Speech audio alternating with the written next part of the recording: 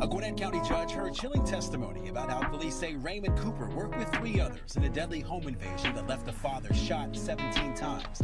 A detective said the suspects delivered a terrifying message to the wife of Oscar Cruz. They told her this would be the last time that she saw her husband and to kiss him goodbye.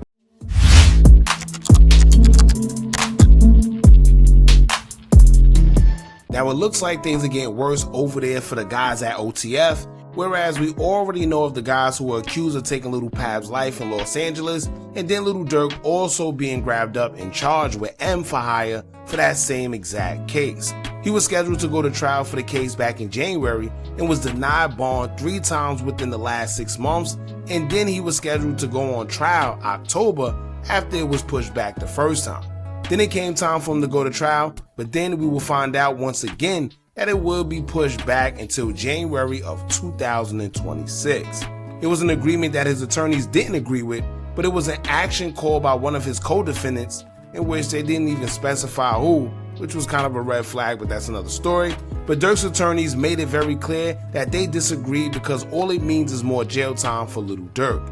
And most people would say things like, well, he may have to stay in there anyway, so I rush, which is halfway true, but if you've never been in there, then you wouldn't understand. Nothing's worse than being incarcerated and waiting to be told what's the outcome. Some people stress themselves out, go bald, or even lose their minds because the fact that they don't know what's going to happen makes them go crazy. I mean, as far as some of them taking their own life. You can either get a lot of time, you can get a little bit of time, or you can get no time depending on your case. However it goes, it's nerve-wracking not knowing, especially when you have to fight your case from the inside.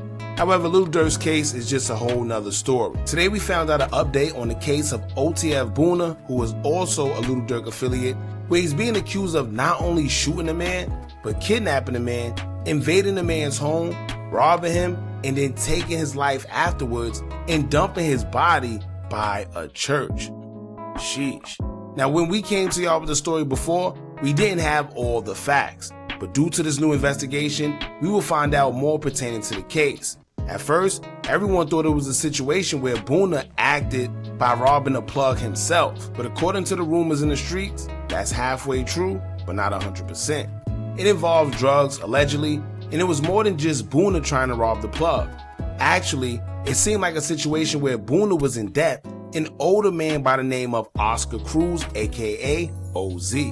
Instead of paying the drug debt, allegedly, Boona along with 2 other men were responsible for setting OZ up and trying to get money and drugs out of him. Now before I even go further, what we now know is kind of interesting because when we did the last video, we posted a screenshot of an Instagram user who seemed to know what went down between OZ and Boona more than others. At the time we didn't know how true he or she was, but fast forward to now, it sounds like everything they said was actually correct. Now the user would say, quote, Boona owed OZ for a QP. OZ was asking around for ninjas to get his bread back. Word got back to Boona.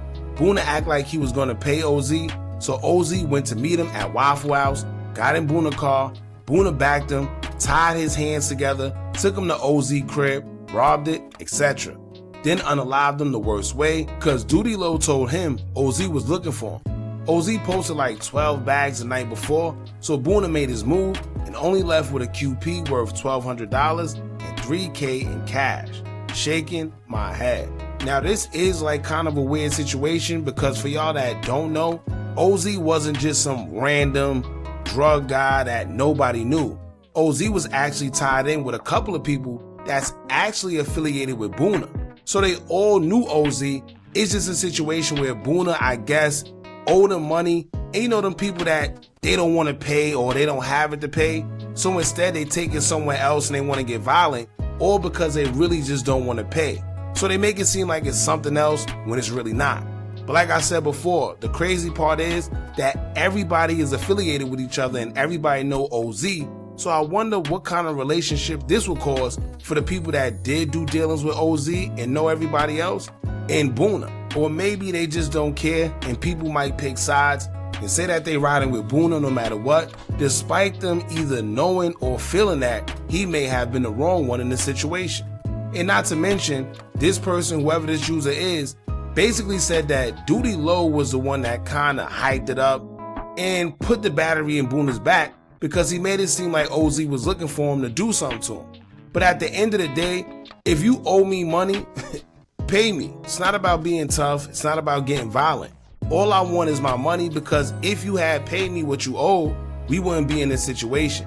But like I said before, I've seen plenty of situations where guys know they can't pay their debt and they know that the person that they owe probably can't beat them. So what they use is their advantage that they bigger, stronger, or probably more violent, knowing that the guy that they owe isn't like that. So it's kind of like a bully situation. And that's what it seems like happened with Boona and OZ. Now that you heard that, according to the news, here's what their investigation would uncover. Check this out. Developments. Channel 2 Action News found out what police say led to a violent home invasion before an officer found a man's body at a Gwinnett County church parking lot. As Channel 2 Gwinnett County Bureau Chief Matt Johnson reports for us, police say the 4 suspects sent a disturbing message to the victim's wife. Today, we're getting new insight on a brutal murder that police say began well before they discovered the victim's body at a church parking lot.